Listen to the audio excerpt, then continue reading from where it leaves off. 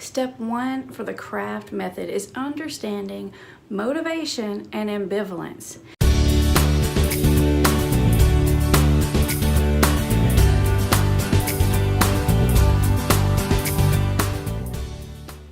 Now, you may be thinking that your loved one is the most unmotivated person that you've ever seen. Like, they don't do anything but drink, sit around, or all they do is smoke pot, or whatever it is that they do.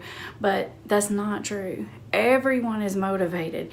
There is definitely a reason why people choose the behaviors that they choose. When clients come into our office, families spend a lot of time telling us what the person is doing, and immediately my brain starts thinking about not just what they're doing, but why they're doing it. Because 10 people could be doing the same thing, but have 10 totally different reasons for doing it. And until I understand that, I'm probably not going to be very successful at helping them to change their behavior. So as painful as this might be, one of the first things I want you to wrap your head around are the positive reasons for your loved one. It's positive for them why they could be doing the drugs, alcohol, process addiction, whatever the behavior is that you want them to stop. Because there are reasons, and they do make sense to them. It's so important to know what these reasons are because they contain the seeds that you're going to use to create change.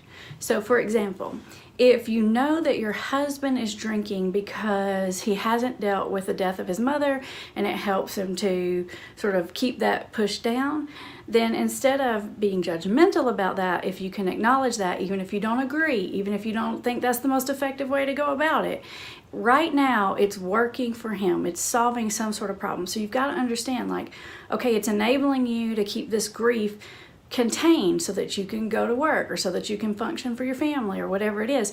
For your husband, he's doing the best that he can. And maybe he's trying to keep it contained because he's trying to take care of his family.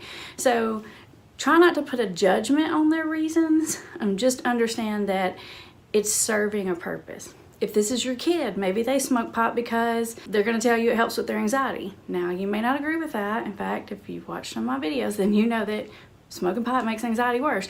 But you don't have to say that. You just need to understand that for them, it is helping with their anxiety.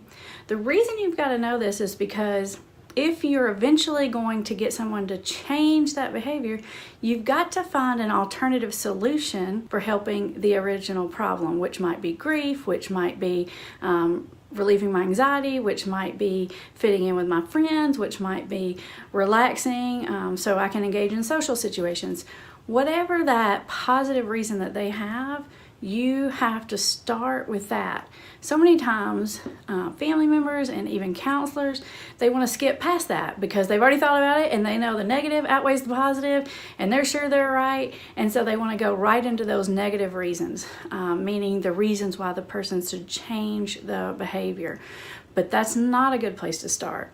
You've got to start with understanding why they're doing what they're doing, developing a little empathy for them or for those reasons, and that key piece of information is going to help you so much later on in these craft steps. So get a pencil and a piece of paper and start to think through this. Write this down. Get your head wrapped around it because we're going to come back to it.